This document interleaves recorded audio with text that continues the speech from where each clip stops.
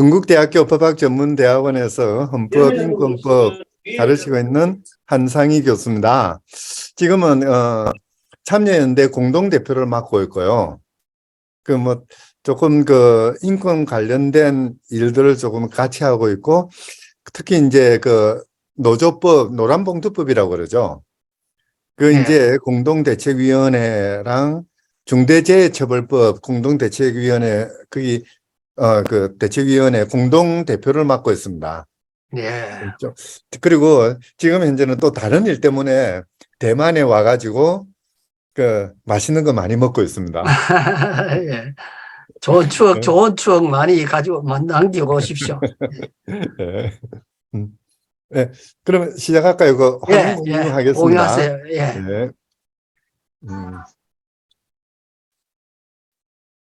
됐고요. 슬라이드 쇼를. 네. 보입니까? 네. 자, 헌법은 사랑이다. 참 어려운 질문을 해 주셔서 그에 대한 답을 드려야 될 텐데, 제대로 말씀을 드릴 수 있을지 모르겠습니다. 그래서 헌법과 사랑 제목을 달아봤는데요. 어떻게 될지 모르겠습니다. 그보다는 오히려, 그러니까 우리들과 우리들 자손을 위한 대한민국, 또는 우리들과 우리들의 자손이 안전하고 행복하고 자유롭게 영구히 살아갈 수 있는 그런 대한민국을 우리 헌법은 어떻게 만들고자 했는지, 또는 그게 어떻게 일그러지고 있는지 이런 것들을 좀 말씀드리고자 합니다. 이 이야기는 제가 맨날 하는 이야기인데요. 지난날 60년대입니다. 대학로에 이런 노래가 있었답니다. 육법전서 다 뒤져도 사랑이란 두 글자 없나니. 그래서 정말 사랑이란 두 글자가 없을까 그런 생각을 해봤는데요. 여기가 어딜까요? 덕수궁 돌담길입니다. 덕수궁 돌담길에서 데이트하면 어떻게 됩니까? 아마 여기 강의 듣고 계시는 분들의 연배를 생각하면 그건 알 것 같은데요.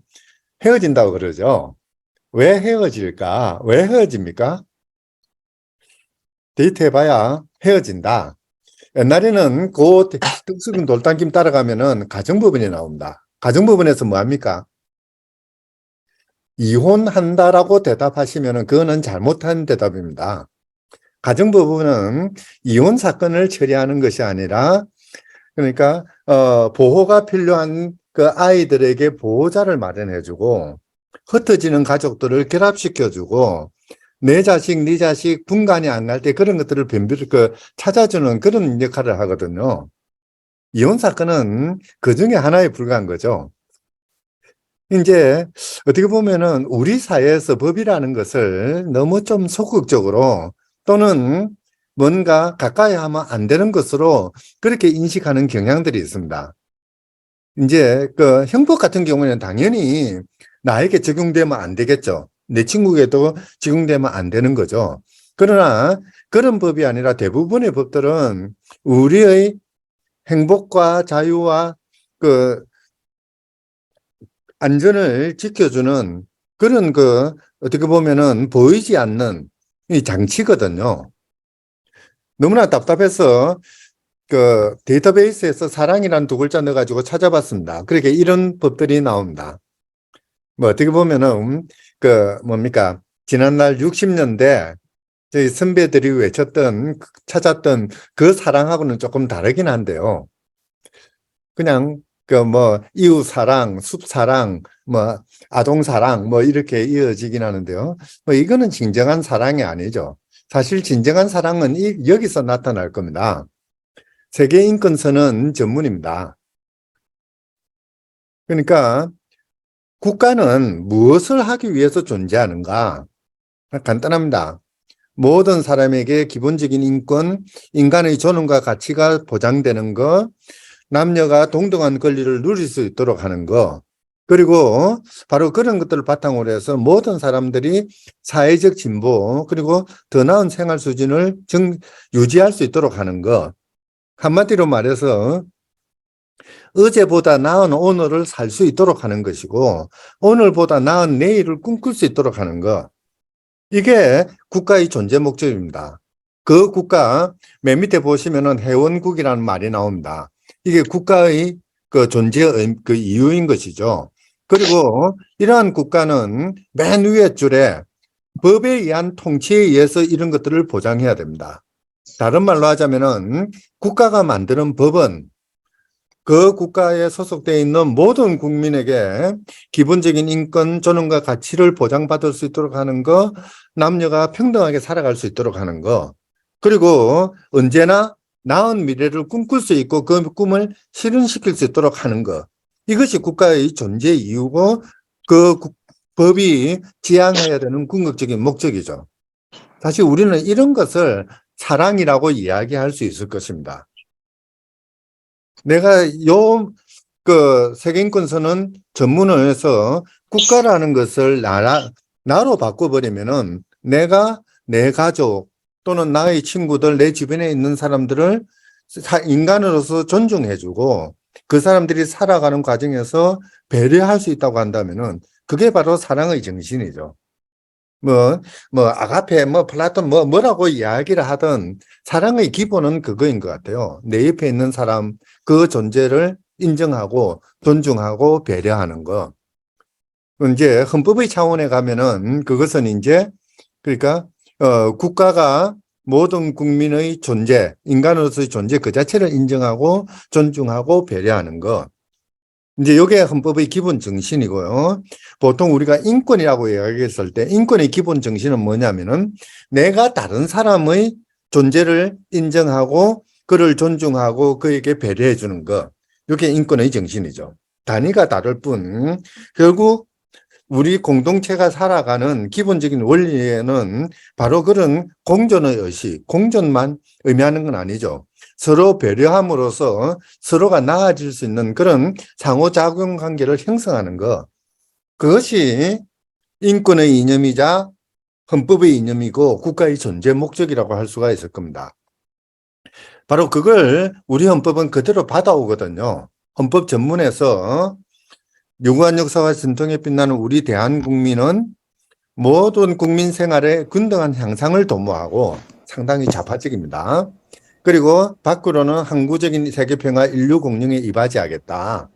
그리고 바로 그렇게 함으로써 국가의 존재목 대한민국이라는 국가가 만들어진 이유가 나오는 거죠.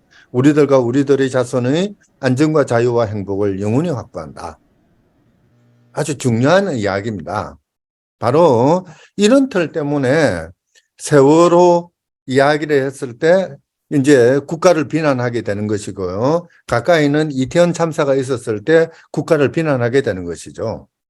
사실 터키에서 지금 지진이 나서 엄청난 문제가 희생자가 나오고 있습니다만은 그 이면에는 이거 자연재해니까 어쩌지 못할 수밖에 없는 것이 아니냐. 맞아요. 그러나 그럼에도 불구하고 그 전에 국가가 무엇을 해야 했고 그 지진이 났을 때 국가는 무엇을 하고 앞으로 무엇을 해야 되는가. 이거는 자연재해로서의 지진과는 또 다른 문제인 거죠. 안전을 위해서 미리 어떠한 대비를 해야 했었고 안전을 위해서 지금 현재 무엇을 해야 되고 안전을 위해서 앞으로 무엇을 해야 될 것인지 정말 고민해야 되는 거죠. 요즘은 이제 그런 그 고민의 단위가 국가를 넘어서 국제사회로 이어지는 거죠. 터키 지진 났다고 해서 우리 대한민국에서 바로 지금 긴급 구조단 보냈지 않습니까? 지금 모금 활동하고 있는 거거든요. 바로 그렇게 협력함으로써 모두가 대대손손 잘 먹고 잘 살게 하는 거. 이제 그게 이제 가장 중요한 것이죠. 헌법 10조는 아까 세계인권선언에서 나왔던 그 이야기를 그대로 하고 있습니다. 인간으로서 존엄과 가치, 그리고 행복을 추구할 권리, 그리고 이제 국가는 그러한 그 국민의 권리를 최대한 보장할 의무를 진다. 이렇게 선언하고 있는 거죠. 헌법이 말하는 정의, 이제 이게 제가 터키 가서 산 건데요. 그 정의의 그 여신이죠. 참 이 정의의 여신은 조금 저울이 안 맞아가지고요. 100원짜리 동전을 하나 얹어야 저울이 맞습니다. 이 자본주의 사회에서는 뭐 정의도 돈에 따라서 달라지는 건지 모르겠는데요. 하여튼 우리가 정의라고 했을 때 이 정의의 가장 밑바닥에 자리해야 되는 게 이 헌법이 이야기하는 인간에 대한 우리의 자세들 또는 인간에 대한 법의 어떤 보장 틀들 이런 것들이어야 되는 것이죠. 단순히 저울에 달아서 같아진다라는 게 정의가 아니라 그 저울을 만들어내는 기본적인 틀이 인권이어야 되고 인간의 존엄과 가치여야 되는 것이고 평등이어야 되는 것이고 그리고 이런 것들을 보장하는 국가의 의무라는 것이 또 다르다. 그 옆자리에 자리하고 있을 때 그때서야 비로소 우리는 정의를 말할 수가 있는 것이죠. 그냥 뭐 두 사람 사이에서 네가 옳다 내가 그러다라고 해서 정의가 성립되는 건 아니죠. 정의는 저는 그렇게 생각합니다. 항상 사회 구조적인 특히 국가의 뒷받침 속에서 일정한 이념적인 틀 속에서 성립되는 게 정의다라고 생각을 하는 것이거든요.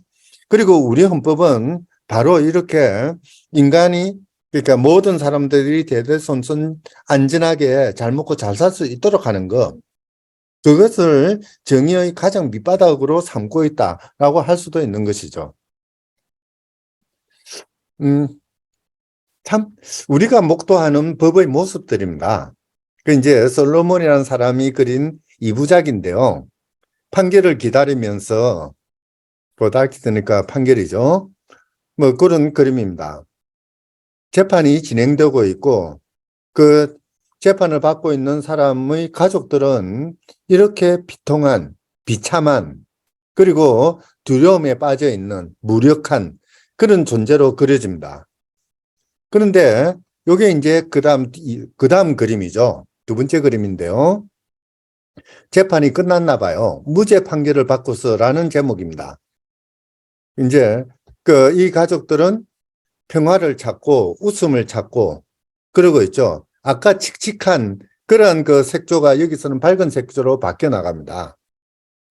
법이라는 것이 헌법에서는 분명히 모든 사람들의 행복과 안전과 자유를 보장하라고 한 것이라고 하지만은 그러나 이 법은 양면의 칼날이죠. 법을 행사하는 권력 바로 이제 그 권력이 어떻게 이루어지느냐에 따라서 앞의 모습과 뒤의 모습 두 개가 존재할 수 있는 것입니다. 사실 이 그림의 키포인트는 이 밝은 부분이 아니라 여기 왼쪽에 있는 어두운 부분을 한번 봐보십시오. 사실 이쪽에 실루엣처럼 그려져 있는 이 사람들은 앞선 그림에서 이 가족들이 보였던 표정과 다를 바가 없습니다. 법은 항상 저런 근원을 만들 수 있는 또는 법 앞에서 두려움에 떨어야 되는 그런 사람들을 만들어낼 수 있는 한마디로 말해서 폭력이죠. 폭력을 내재하고 있는 것이죠. 바로 이 때문에 우리는 법치주의를 말하게 되는 것이고 민주주의를 말하게 되는 것이고 입헌적 민주주의라는 그런 골치 아픈 개념들을 만들게 되는 것이거든요. 법이라는 것이 사람이 살기 위해서 또는 사람과 사람 사이를 사랑으로 가득 채우기 위해서 존재하는 것이기도 하지만은 동시에 폭력의 근거가 될 수도 있는 만큼 이것들을 어떻게 통제할 것이냐 이게 이제 중요한 요소로 나오게 됩니다. 사실 뭐 그 헌법적인 사랑 뭐 그렇게 이야기한다면 저는 이 그림을 가장 좋아합니다. 국가가 법의 이름으로 또는 헌법의 지배를 받는 국가가 국민에게 무엇을 해줄 수 있을까? 이 독일의 한 지역에서 노숙인들에 대해서 노숙인들이 어떻게 보면은 좀 이제 삶의 의욕이 없어지죠. 자기 존재를 부정하다 보니까 이제 뭐 어떻게 보면은 이 표현하기가 좀 뭐는데 다른 사람이 살아가는 모습이 아니라 그냥 소외되고 떨어진 그러니까 나락으로 빠진 그런 생활을 하는 것이거든요. 그래서 고민하다가 이 노숙인들에게 삶의 의미를 한번 찾게 해주자. 그래서 강아지를 한 마리씩 줍니다. 여기 강아지 한 마리 있죠. 이제 물론 당연히 강아지 먹이라든지 강아지가 아프면 치료라든지 이런 것들은 그 시가 다 대주겠죠. 그러니까 이 노숙인은 여태까지 자기 한 몸 돌보는 것도 귀찮았는데 강아지를 받았어요. 그러면은 그래도 어쨌든 강아지는 자기한테 그 모든 일생을 걸고 있거든요. 뭔가를 해줘야 돼요. 먹이를 찾아서 줘야 되는 것이고, 아프면 기침하면은 병원, 지정된 병원으로 데려가 줘야 되는 거죠. 자기에게 의존하는 또 다른 존재, 또 다른 생명이 생겨나게 된 겁니다. 그러니까 자기 자신을 발견하게 되는 거죠. 자기 스스로는 자기 자신을 부정했을지는 몰라도 저 강아지 때문에 이 강아지를 돌봐야 되기 때문에 강아지를 돌보는 자기 자신을 인식하게 되는 거죠. 그 모습입니다. 참 보기 좋아요. 그냥 보통 뭐 페이스북이나 뭐 그 인스타나 이런 데서 강아지 데리고 귀여워하는 모습하고는 조금 달라요. 정말 딱 두 생명체가 결합되어 있는 그런 모습들이죠. 여기도 마찬가지고요. 여기도 이렇고 여기는 강아지를 2마리나 키우고 있어요. 바로 이런 그 활동 때문에 이제 이 노숙인들이 막 그냥 표현은 좀 이상한데요. 이런 표현은 적절하지 않는데 사회 복귀율이 높아졌다라는 보고가 있습니다. 그러니까 노숙인 생활을 그만두고 자기 나름의 일을 찾기 시작한 거죠. 다른 말로 하자면은 자기 자신의 존재, 자기 존재, 강아지를 돌보아야 하는 자기 존재, 강아지를 돌보아야 하는 자기를 돌보아야 하는 자기 존재를 인정하게 되는 거죠. 참 의미 있지 않나요? 그러니까 국가가 한 거 또는 지방정부가 한 거는 별 건 없죠. 그러나 어쨌든 사람이 다른 존재를 인식을 하고 그를 돌봐야 되겠다. 그의 생명은 내 생명만큼이나 소중하다라는 인식을 하게 되고 그래서 나는 그를 위해서 무언가를 해야 되고 또는 그 앞에서 나는 낮은 위치에 처해야 된다라는 생각을 하게 되는 거 참 의미 있는 겁니다. 물론 뭐 헌법이 이렇게 만든 것은 아니지만은 이런 사회를 지향하는 것이 헌법이라고 할 수가 있죠. 우리가 헌법에서 사회적 기본권을 보장한다라고 했을 때 단순히 국가가 국민에게 뭐 생활보조금을 얼마를 주고 땡 또는 생활보호 대상자들에게 뭐 그 아바타 구경하러 가라고 하면서 5만 원짜리 문화 쿠폰을 주고 끝. 이게 아니죠.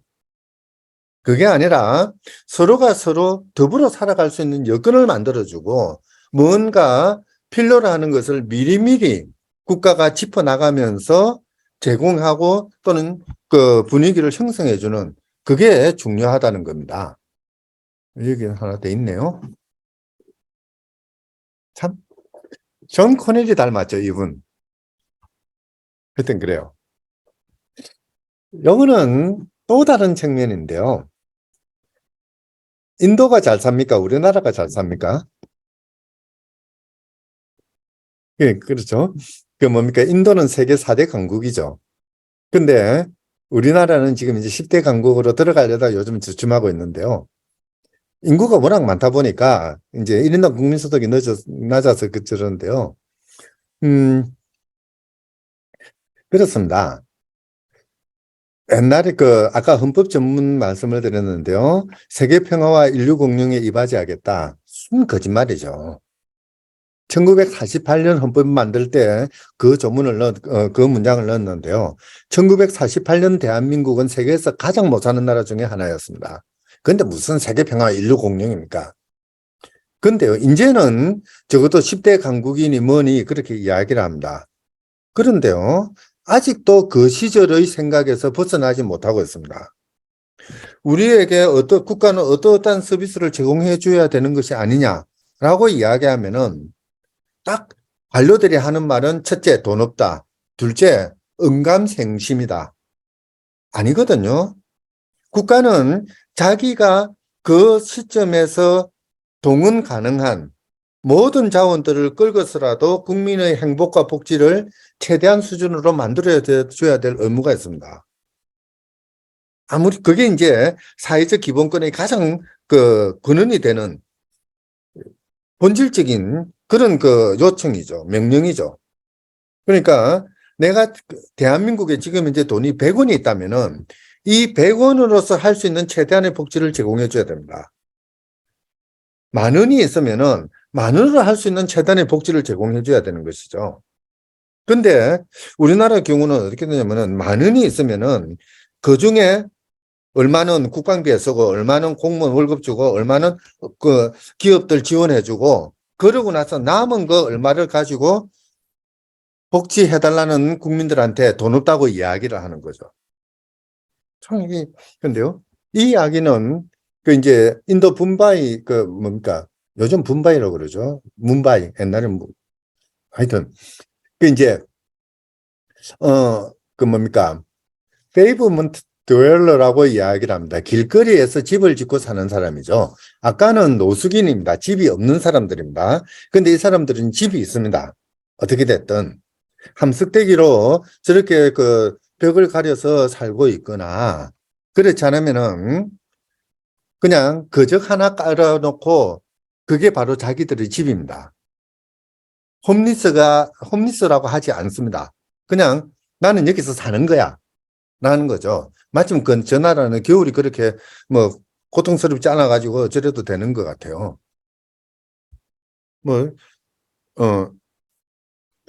조금 전에는 차가 이렇게 다니는데도 여기 이제 거적대기 깔고 살고 있고요. 지금은 이 모습이 상당히 줄었습니다. 거의 없다고 하는데요. 이런 거죠. 그 이야기가 없네요. 뭡니까? 부엌이라는 소설에도 그런 이야기가 있죠. 인도 사람들은 화로를 짊어지고 다니다가 손님을 맞으면은 길거리에서 만나면 바로 내려놓고 거기서 착거려 가지고 서로 나눠 먹는다. 그런 묘사가 있는데요. 실제 이 모습입니다. 그러니까 화로를 짊어지고 다니는 것이 자기 집을 짊어지고 다니는 거죠. 어쨌든 근데 이제 문제는 뭐냐면은 이제 시장 입장에서는 돈 들여가지고 길을 착 깔아놨더만은 이 산업도로인데요. 이 산업도로에 차가 다녀야 되는데 사람들이 점령해가지고 저렇게 살고 있습니다. 그러니까 당연히 퇴거 명령을 내렸겠죠. 나가라. 그러니까 이제 소송이 붙었습니다. 당연히 이제 공익 변호사들이 붙어가지고 이 사람들이 지금 여기서 쫓아내면 어떡하느냐. 그렇게 이의를 제기했던 거죠. 사실 이 사람들은 왜 저곳에서 거적대기 하나 깔고 살고 있느냐. 시골에서는 땅떼기가 없기 때문에 농사지을 땅떼기가 없기 때문에 먹고 살 길이 없습니다. 그래서 도시를 향해서 무작정 왔습니다. 여기에서 조금 더 들어가면은 거적대기 하나 깔 곳도 없는 상황입니다. 살 데가 없는 거죠. 몸 하나 눕힐 데가 없는 것이거든요. 여기서 한 그릇만 후퇴를 하면은 밥벌이를 해먹지 못합니다. 여기 있으면은 아침에 도시를 들어가 가지고 무슨 일이든 하다못해 구걸이든 그걸 해가지고 몇 푼 벌어 와가지고 다시 이 자리로 돌아와서 저녁을 사 먹고 그 다음날 아침 먹을 조그마한 뭡니까 밀전병이라도 하나 만들 수 있는 거거든요. 근데 여기서 한 그릇만 물러나면은 도시에 가서 그렇게 경제활동을 했던 것이 불가능해지죠. 어떻게 보면은 자기 생존의 공간적인 마지노선입니다. 그럼에도 불구하고 또 시장이 여기는 공공시설이야, 도로야. 그러니까 나가. 라고 한다면은 이거는 다른 말로 하자면 이 사람들 보고 죽으라는 이야기가 되어버리는 거죠. 그래서 법원에서 이 96년 판결입니다. 이제 판결을 하는 거죠. 그러니까 함부로 쫓아내지 마라. 사람이 적어도 인간으로서 품위를 유지할 수 있는 수준의 주거지를 확보하는 것은 가장 중요한 인간의 존엄에 해당되는 권리이고 또 심지어 이제 이 경우에는 생명의 문제이기도 하다는 거죠.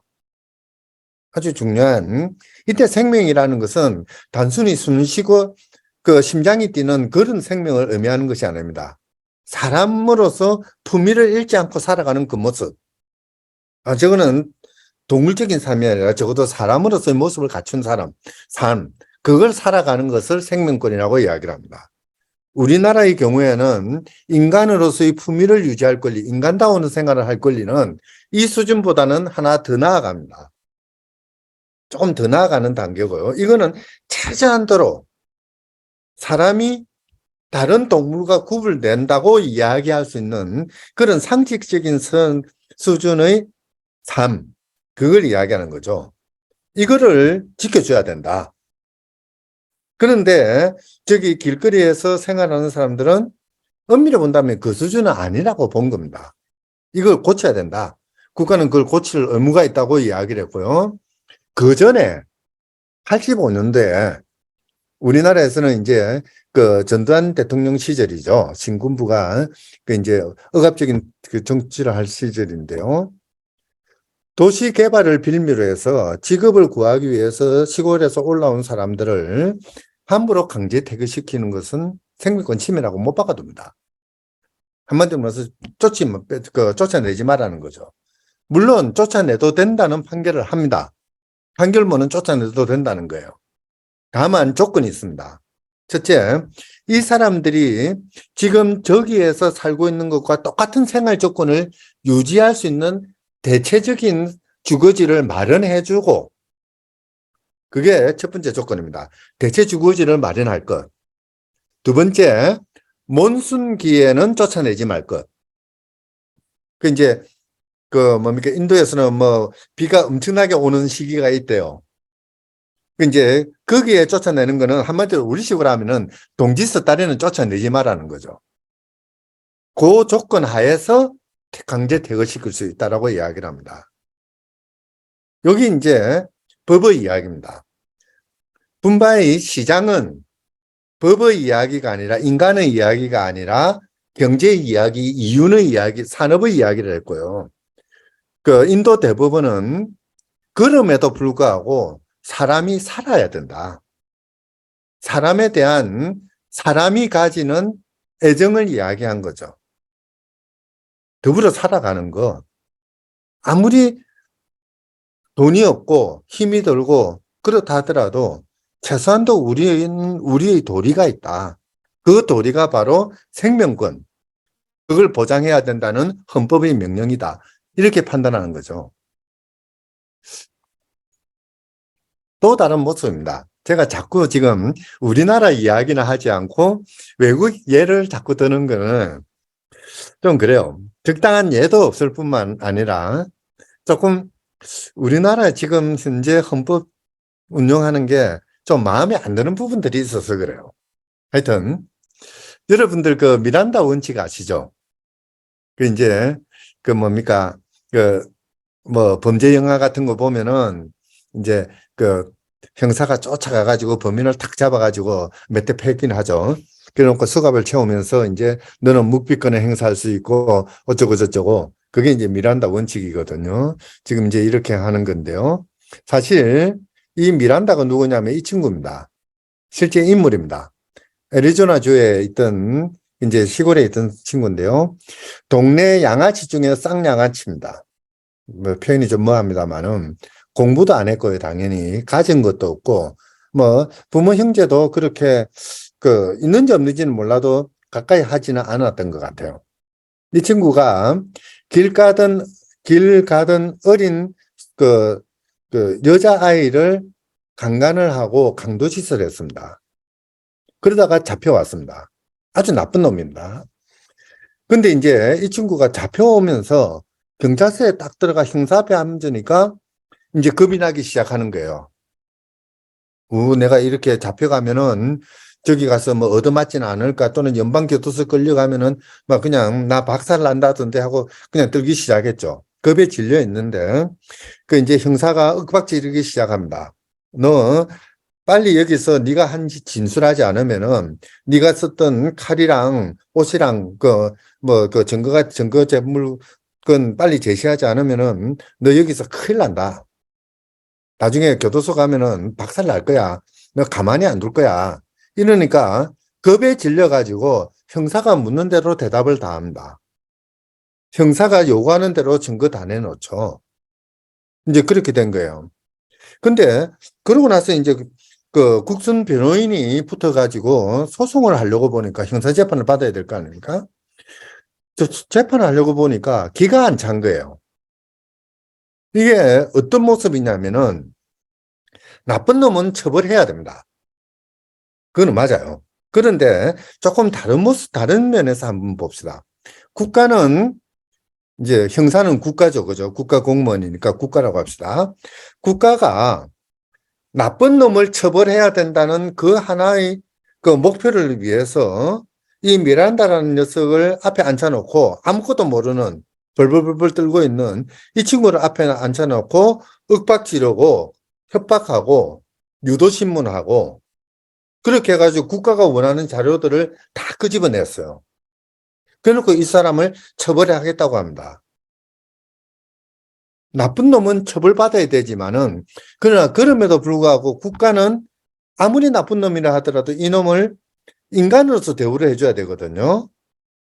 적어도 자기 의식을 가지고 스스로 판단할 수 있는 자기의 어떤 그 뭐 행동이나 태도나 또는 자기가 말할 내용을 스스로 판단해서 스스로 결정할 수 있도록 하는 거 바로 그게 인간이지 않습니까? 자기가 생각하고 스스로 결정을 하고 결정한 대로 행동을 하고 그 행동에 대해서 스스로 책임지는 거 이게 자유주의의 가장 기본적인 개인적인 틀이거든요. 법에 있어서 자유주의 또는 개인주의라고 얘기했을 때 가장 근본에 해당되는 겁니다. 혼자 생각하고 혼자 결정하고 결정한 대로 행동하고 행동한 결과는 자기가 받아들이는 거. 기본적인 틀인데요. 이것이 완전히 무너져 버린 거죠. 국가에 의해서. 국가가 윽박지르는 바람에 혼자 생각도 못 하고요. 국가가 윽박지르는 바람에 자기가 결정한 것이 아니라 국가가 원하는 진술을 하게 되는 거죠. 자기의 결정에 따른 행동이 아니고 또 그 행동에 따라서 결국은 책임을 져야 되는 이런 상황이 벌어진 거죠. 이거는 잘못이다. 그래서 연방 대법원까지 이제 그 국선 변호인이 그냥 계속 달라붙었는데요. 연방 대법원에서는 간단하게 판결합니다. 아무리 국가라 하더라도 아무것도 모르는 사람 잡아가지고 국가 마음대로 이리저리 끌고 다니다가 나중에 국가 마음대로 처벌하는 거는 잘못된 거야. 아무리 국가라 하더라도 아무리 나쁜 놈이라 하더라도 하나의 인간으로서 대접해야 돼. 그러기 위해서는 얘가 모르면은 모르는 걸 가르쳐 줘야 되는 거죠. 너는 묵비권을 행사할 수 있다. 형사상의 권리거든요. 너는 진술 거부권이 있다. 그게 그렇고요. 변호인의 도움을 받을 권리가 있다. 만약에 네가 변호인을 선임할 수 없다면은 우리 국가가 변호인을 붙여줄 수도 있다. 네가 이 자리에서 이야기하는 것은 나중에 재판 절차에서 너한테 불리하게 작용할 수도 있다. 이런 것 정도는 가르쳐 주고 그리고 이 친구 옆에다가 변호사 하나는 앉혀주고 그러고 나서 신문을 하라는 거죠.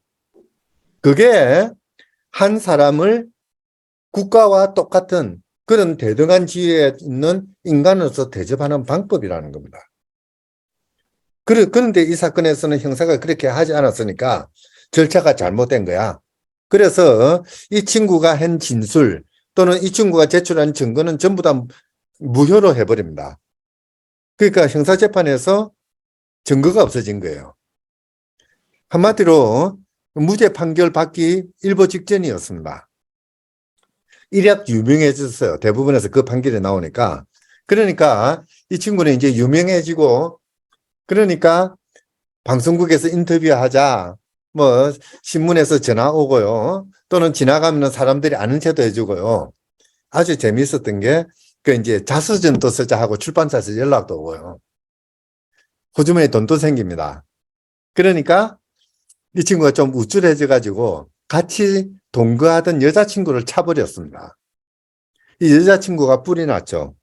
그러니까 여자친구가 경찰서에 쪼로로 쫓아가 가지고 제가 그때 무슨 짓을 했는지 나는 알고 있다. 그래가 이 녀석이 그때 범죄를 저지른 상황 뭐 필요한 것들을 전부 다 진술을 해버리죠.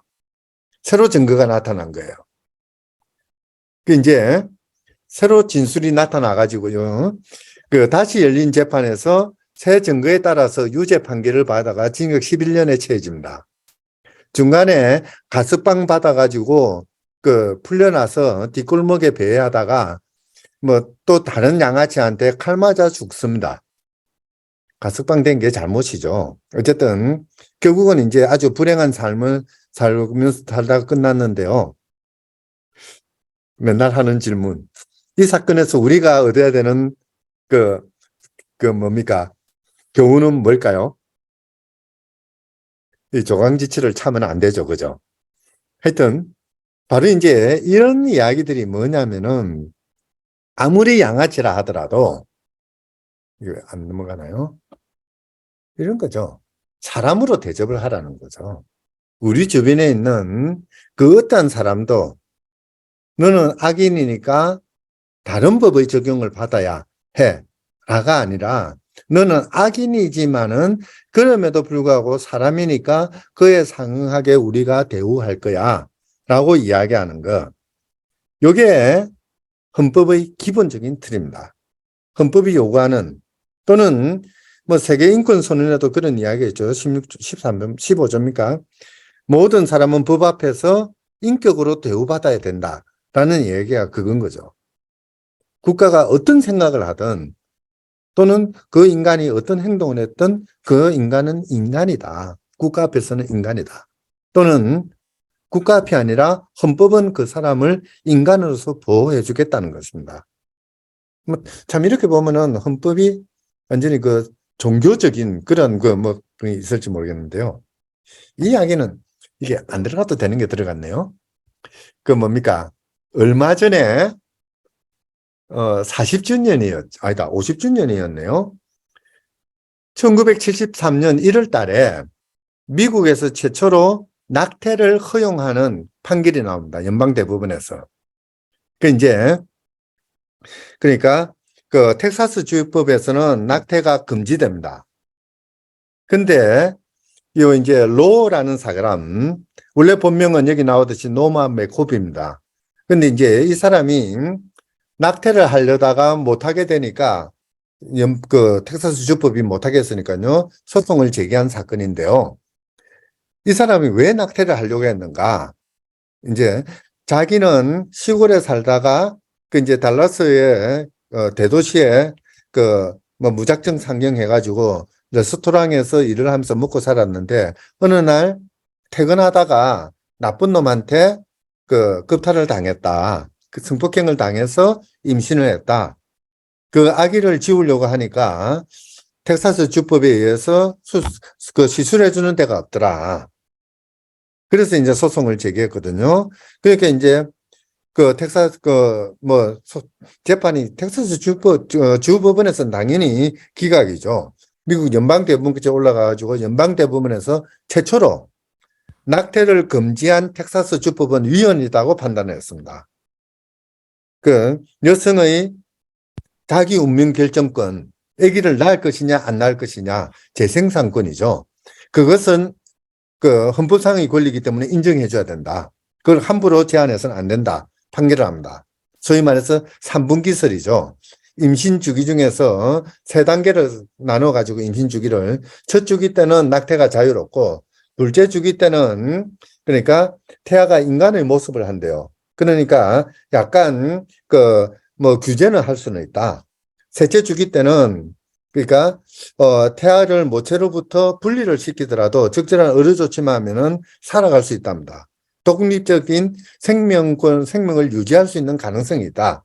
그러니까 셋째 주 단계에서는 낙태가 불가능하다. 원칙적으로.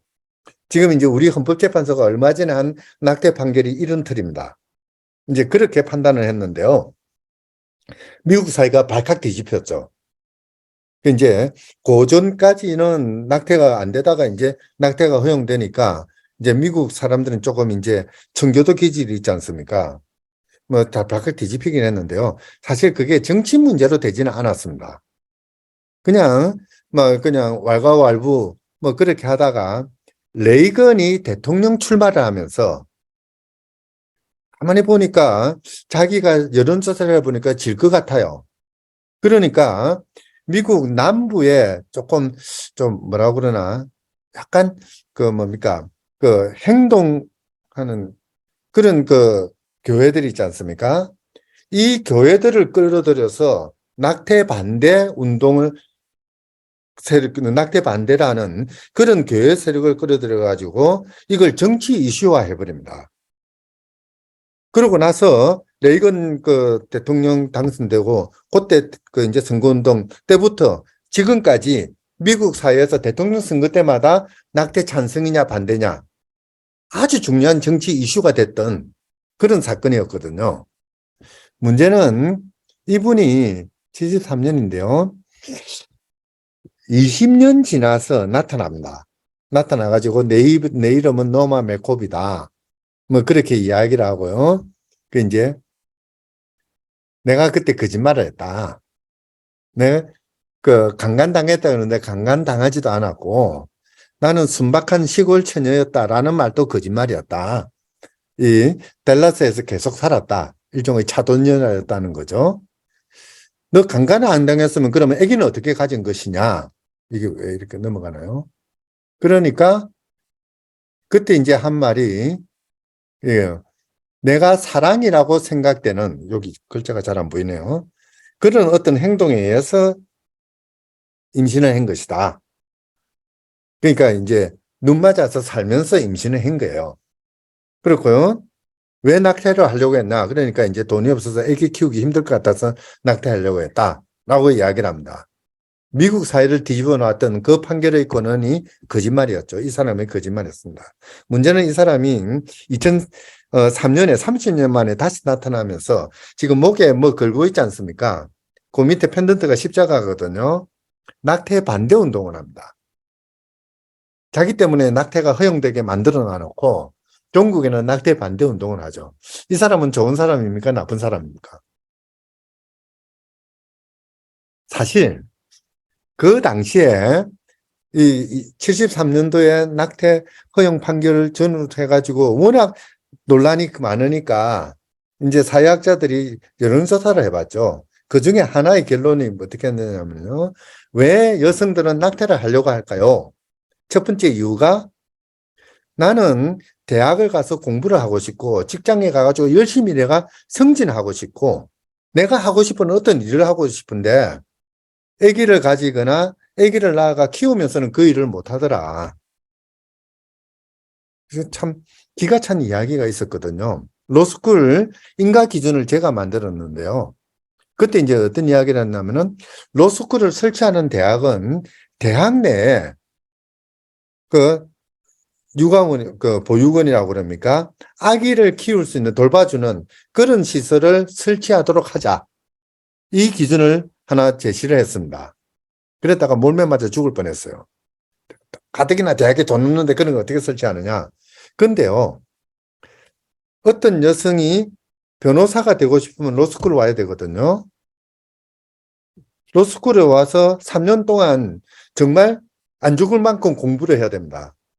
근데 그렇게 공부하려면은 아기 가진 여성이라면은 가까운 곳에 자기가 공부하는데 가까운 곳에서 아기를 누군가가 봐줘야 될 거 아닙니까? 그래야 공부를 하죠. 보통 공부 아니거든요.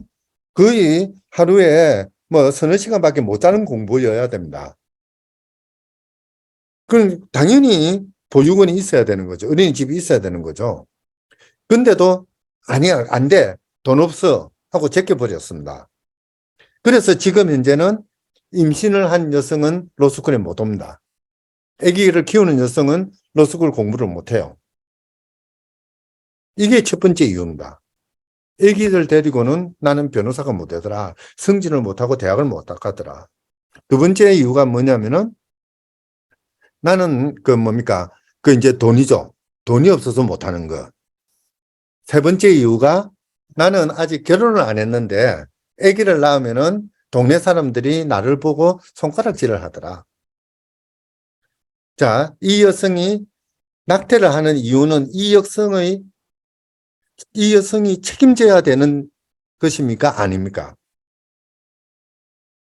낙태를 하는 이유가 이 여성에게 있는 것입니까? 그렇지 않으면은 이 여성이 아기를 임신을 하거나 아기를 데리고 살 수 없도록 만든 사회 구조에 있는 것입니까? 직장에 바로 내가 근무하는 직장 바로 옆에 아기를 돌봐주는 곳이 있으면은 나는 마음 놓고 직장에 가서 일을 할 수 있을 거예요. 근데 그게 없기 때문에 나는 일을 마음 놓고 못하고 그래서 아기를 낳기 싫은 거예요. 지금 딱 우리나라 출산율이 떨어지는 가장 큰 이유들이 전부 다 여기에 복합되어 있는 거죠. 바로 그 과정에서 이 맥콥이라는 사람은 그 사회적인 잘못 이그러진 구조 속에서 먹고 살고자 거짓말을 한 것이죠. 물론 거짓말이라는 점에서는 나쁠지 몰라도 그 거짓말을 하게 만든 사회 구조의 측면은 다시 한번 고민할 필요는 있을 것 같습니다.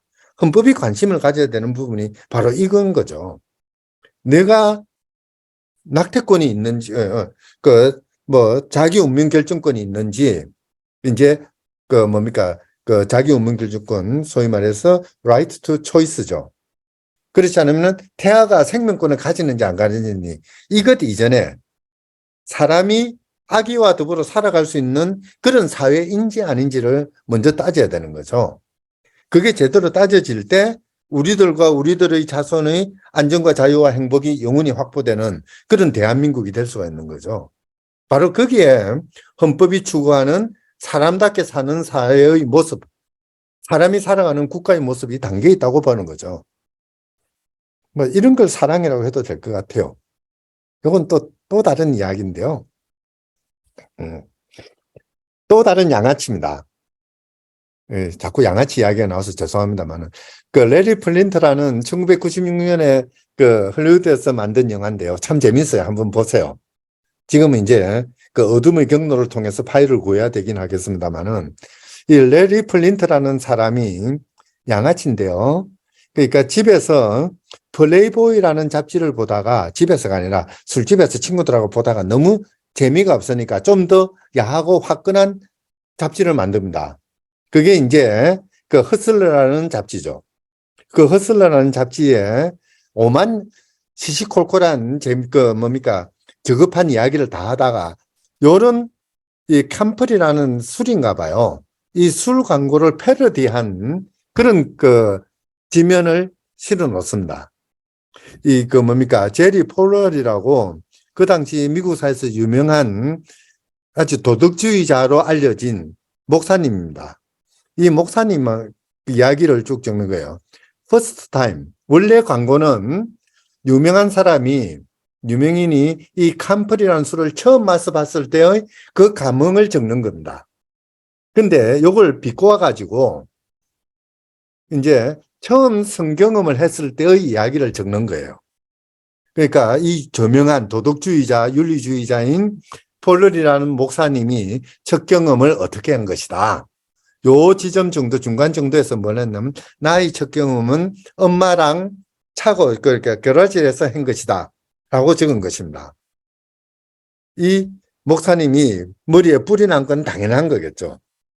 명예훼손이다. 어쩌고저쩌고. 소송이 걸렸습니다. 그게 이제 이 소송인데요.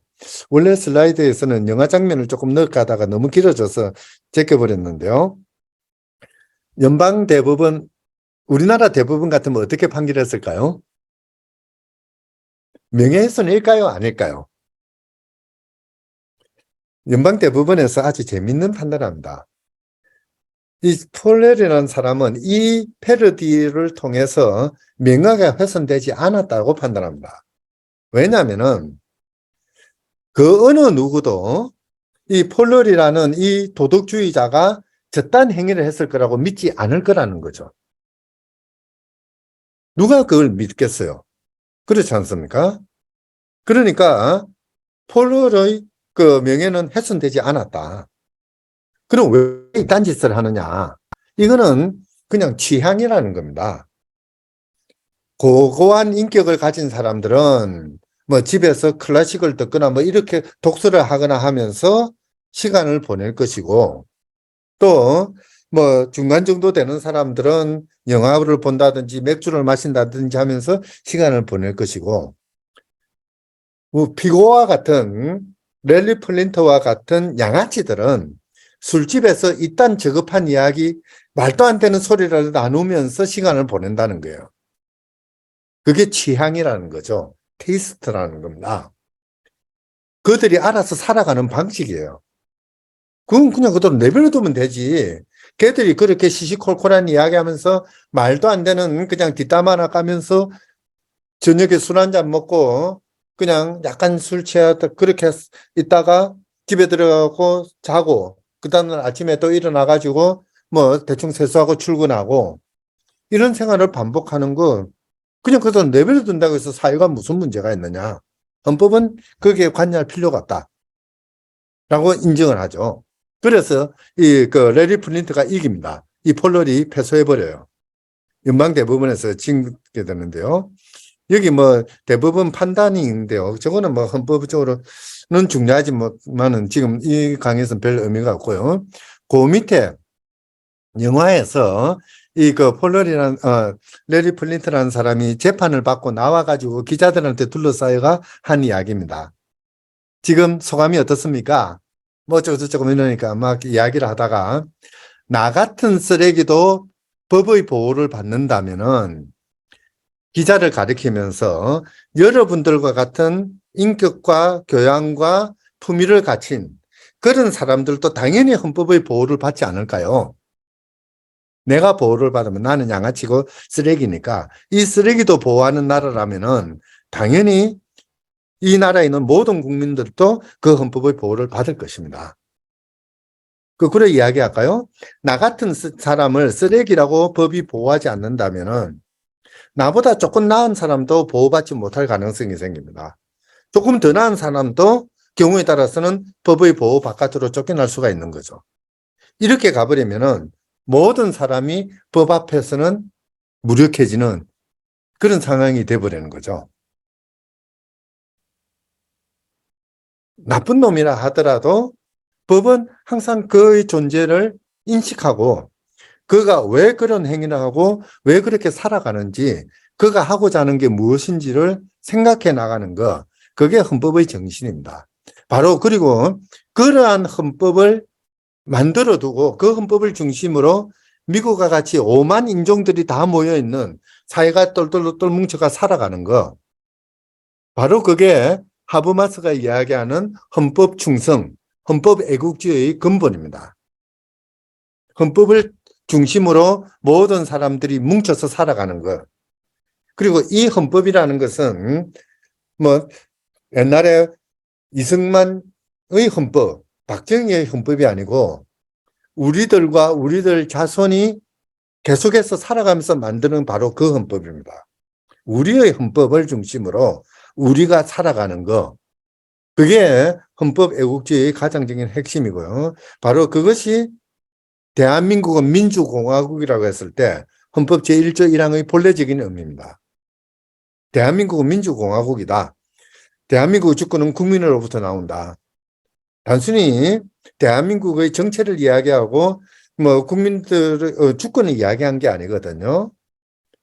헌법은 우리가 만들고 그 헌법을 중심으로 해서 대한민국이라는 국가가 형성되고 이 국가는 다시 우리의 삶을 배려하고 존중하고 그리고 향상시키는 존재다.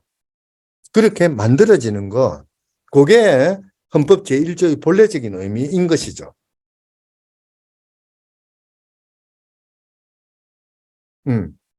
그 뭡니까?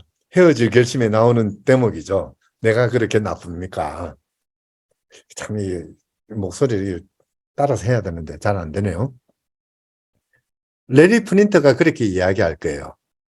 내가 그렇게 나쁜 사람입니까? 미란다가 그렇게 이야기합니다. 내가 그렇게 나쁩니까? 나도 나 존재라는 거, 나도 인간이죠. 바로 이런 모습들을 찾아 나서는 거, 그 뭡니까? 저희들 대학 다닐 때 그런 이야기들 많이 했는데 요즘은 그 말 안 하는데요.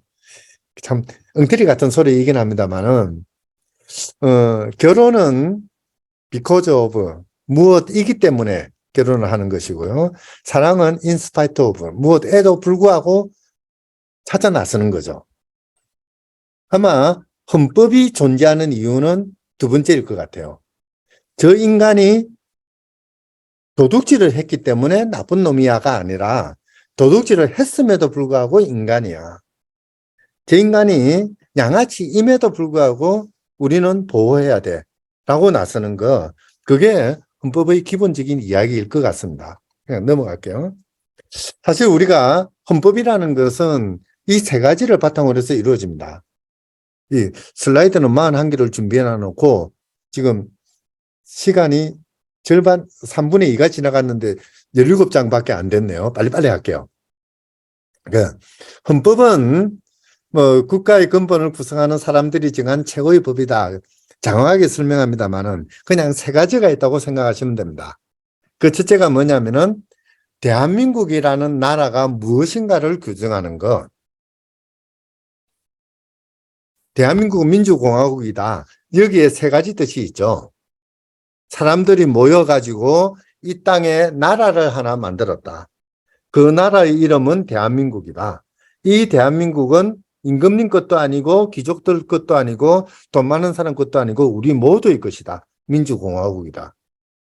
바로 이게 이제 대한민국의 정체성을 정하는 거죠. 대한민국의 주권은 국민에게 있고 대한민국은 평화를 지향하고 대한민국 공무원은 권력을 넘보지 말고 권력에 빌붙지 말고 정치적인 중립성을 지켜라. 뭐 이제 거기에는 들어가고요. 또 하나 두 번째가 이제 국가기관을 만드는 겁니다.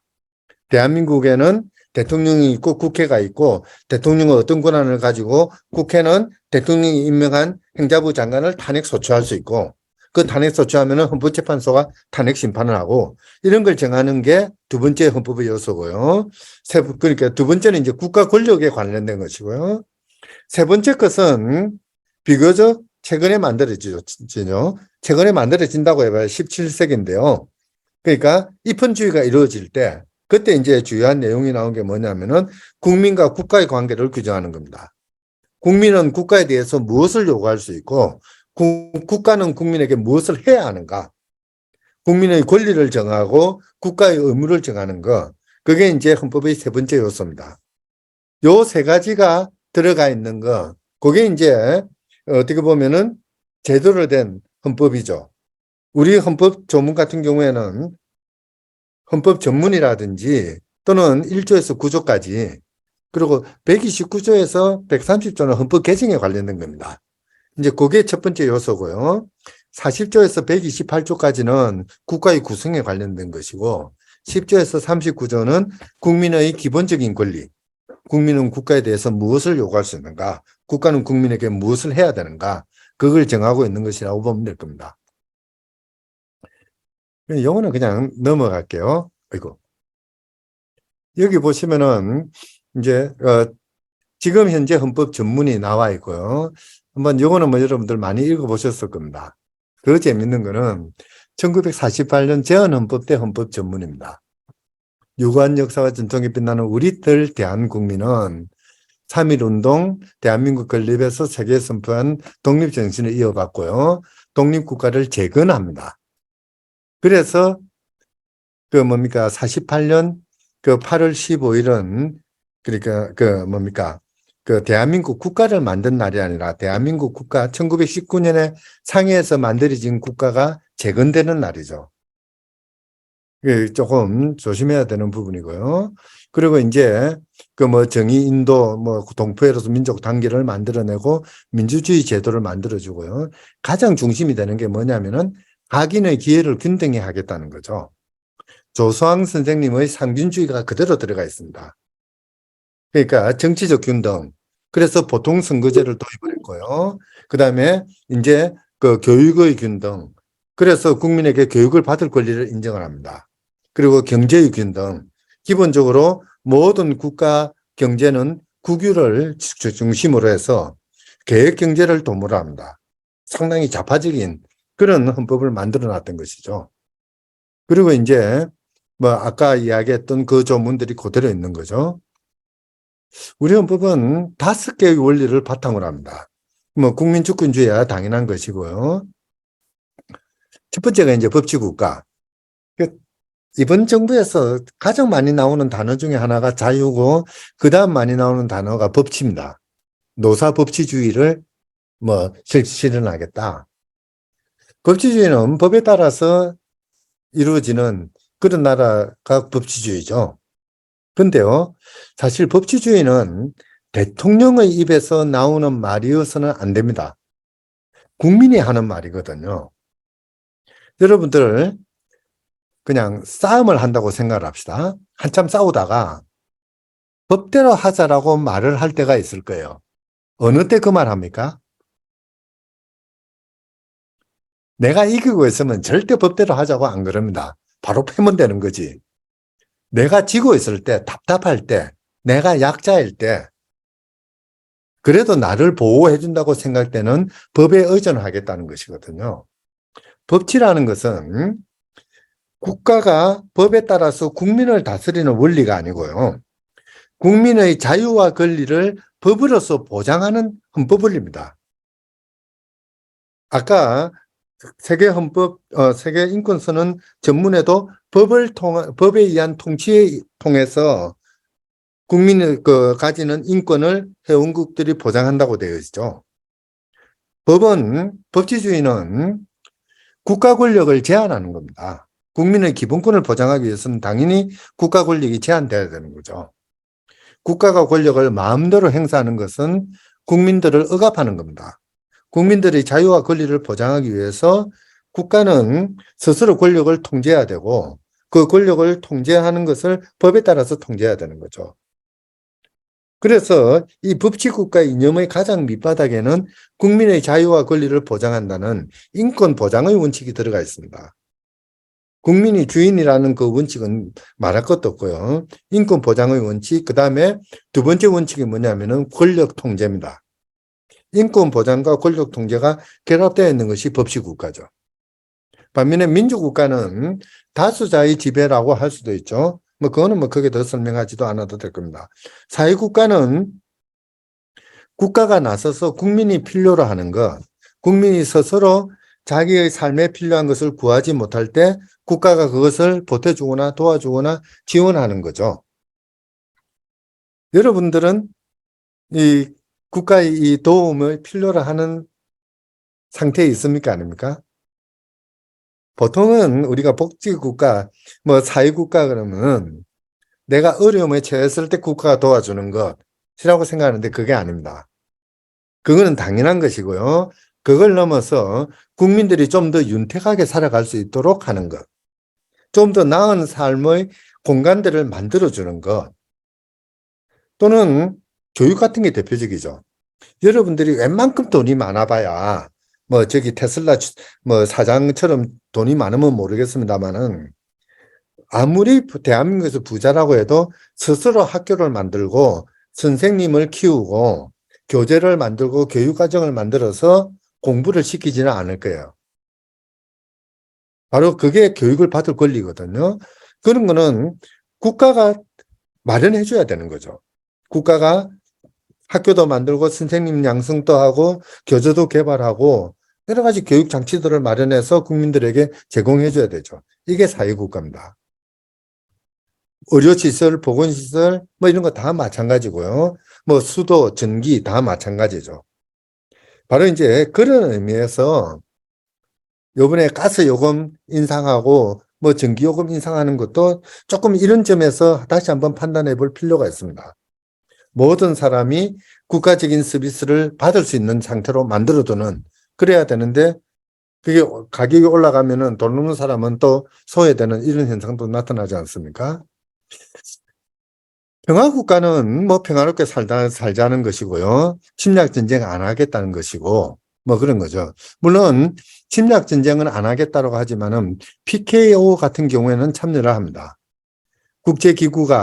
국제사회가 공인하는 전쟁, 평화유지 전쟁이죠. 이런 데는 참여할 수 있고요. 문화국가는 문화적인 다양성을 보장하는 국가입니다. 그러니까 어떤 영화가 있나요? 뭡니까? 아까 본 헤어진 결심은 예산이 별로 안 들어간 것 같고요. 하여튼 블록버스터 작품들이 있지 않습니까? 아주 큰 작품들 몇백억이 들어가는. 그런데 몇백억을 투자해도 실제 그 영화에 출연하는 엑스트라 1, 지나가는 행인 2, 이 사람들이 받는 돈은 한 건당 아마 10만 원도 안 된 걸로 알고 있습니다. 이 사람들 뭐 먹고 살아요?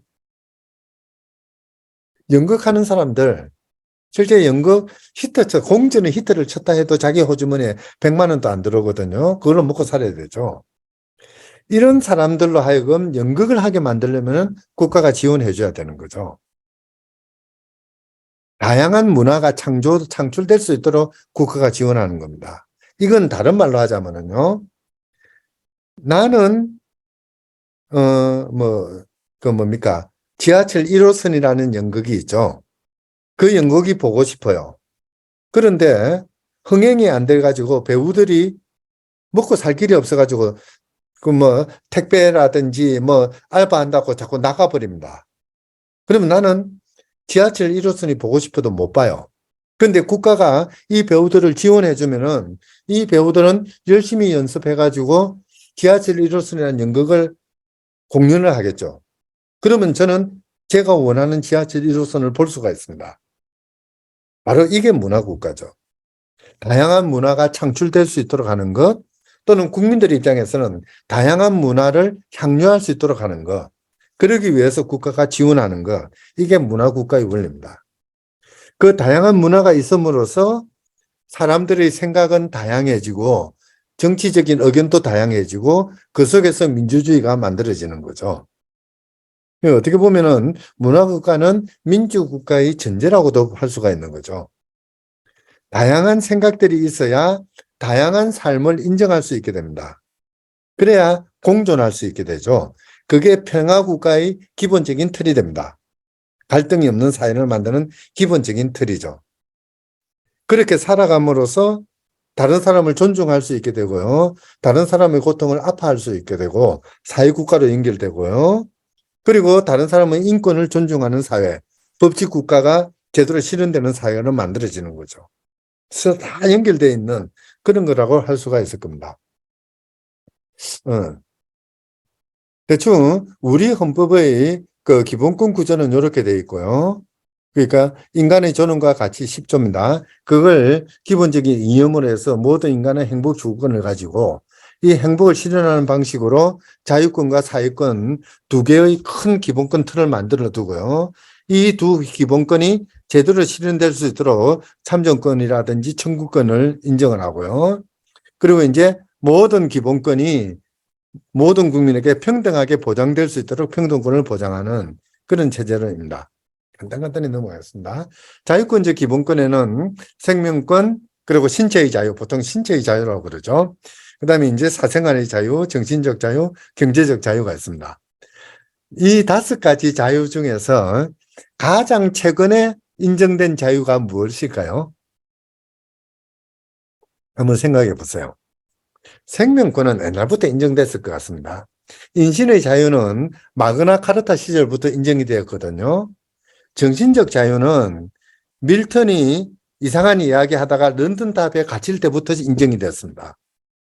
그렇고요. 경제적인 자유는 로크가 나타나가지고 자유론을 펼 때 그때부터 인정되기 시작했습니다. 사생활의 자유는 엄밀히 본다면은 아까 그 낙태권이 인정될 때 그때 사생활의 자유가 어느 정도 모습을 갖춰요. 실제 사생활 자유는 2가지 그 흐름이 있는데요. 독일이 히틀러 시절에, 나치 시절에 모든 국민의 일거수일투족을 다 감시를 했거든요. 그러고 나서 그 나치 정권이 망하고 2차 대전이 끝나고 독일 국민들은 다시는 저딴 나라가 생겨서는 안 되겠다 해가지고 히틀러가 했던 모든 것들을 다 부정을 하는데요. 그 중에 하나가 뭐냐면은 국민들이 살아가는 것에 대해서는 국가가 들여다보면 안 된다. 사생활의 자유입니다. 개인정보 보호고요. 그리고 이제 또 하나 주류가 뭐냐면은 1940년대, 30년대, 20년대부터 시작을 한다고 해도 좋습니다.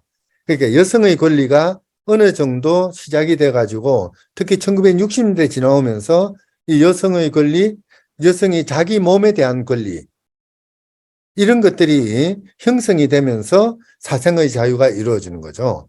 내가 누구랑 더불어 살아가고 또 아기를 임신을 할 것이냐 안 할 것이냐, 아기를 낳을 것이냐 안 낳을 것이냐 이런 것들은 내 문제고 국가가 개입해서는 안 된다. 피임의 권리 또는 임신의 권리, 출산의 권리 또는 뭐 경우에 따라서는 재생산의 권리 뭐 이런 것들을 중심으로 해서 만들어진 거. 여성운동의 결과이기도 합니다. 두 가지죠. 그러니까 히틀러에 대한 반작용 그리고 여성운동의 결과 그렇게 해서 대체로 60년대에서부터 70년대에 완성되는 권리라고 보면 됩니다.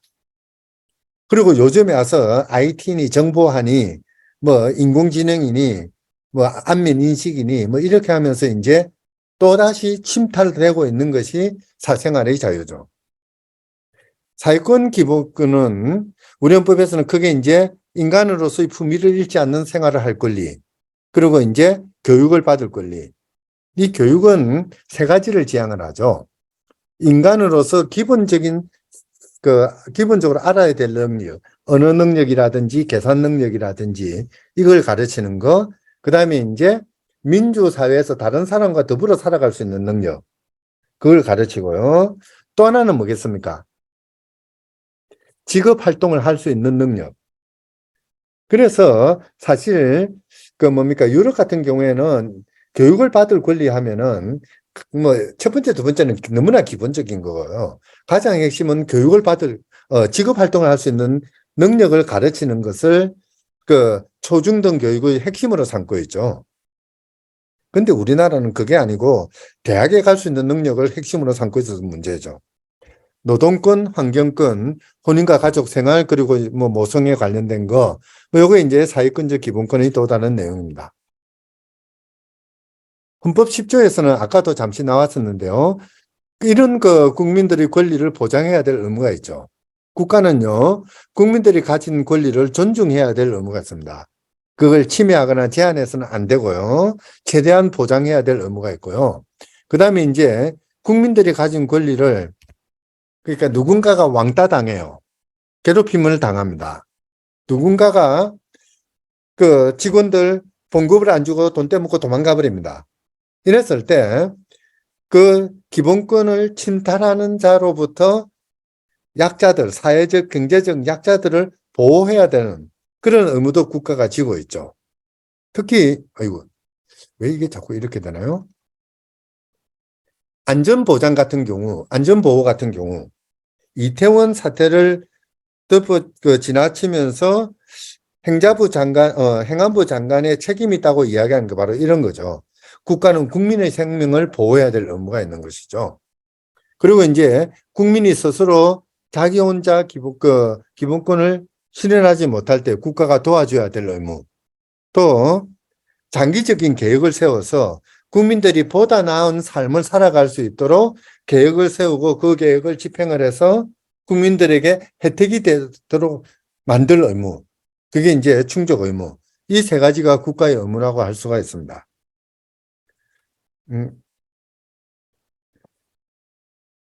권력기구에 관련돼서는 세 가지가 있는데요. 국민주권의 원칙이고요.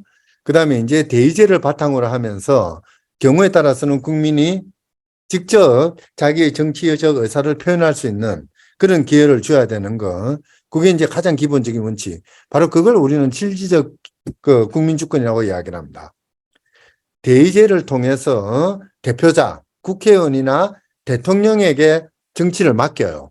국가 운영을 맡깁니다. 그게 대의제죠. 그러나 그럼에도 불구하고 경우에 따라서는 국민들이 직접 어떤 국정에 참여한다든지 또는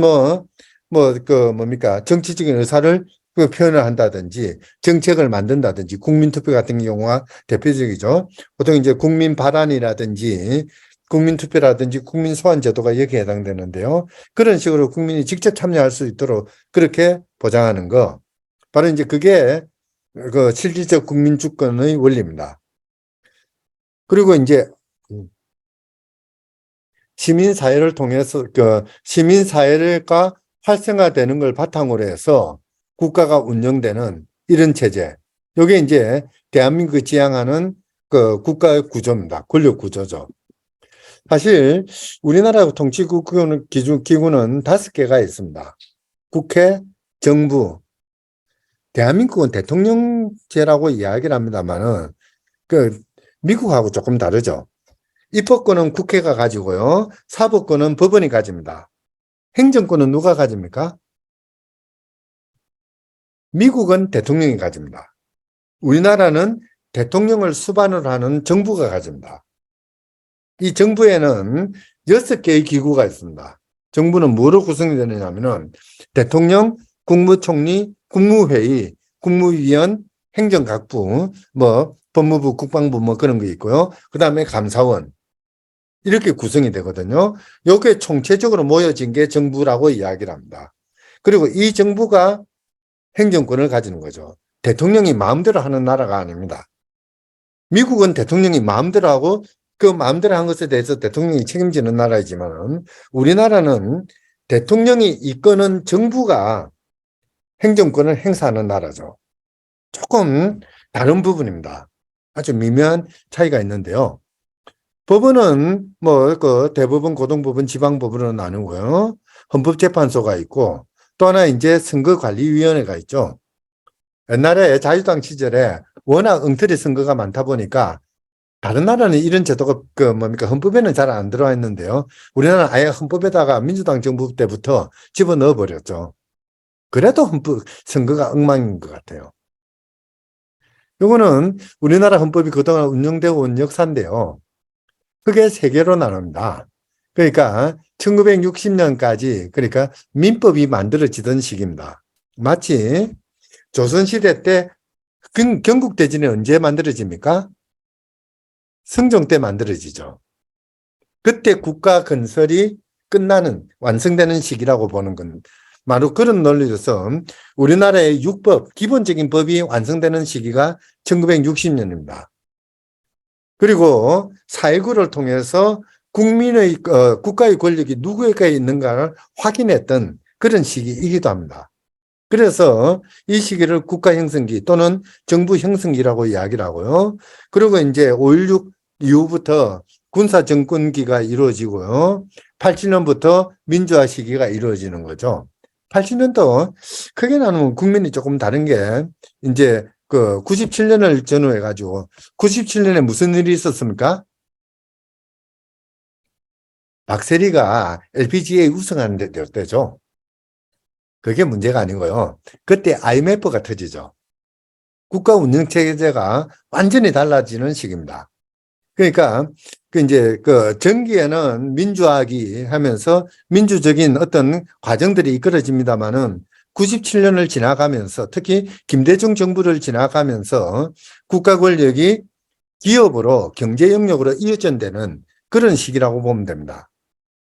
상당히 그러니까 우리나라는 강한 정부라고 이야기하기는 오히려 정부를 실질적으로 통제하는 것이 재벌이라고 이야기할 수 있는 그런 체제라고 할 수가 있는 거죠.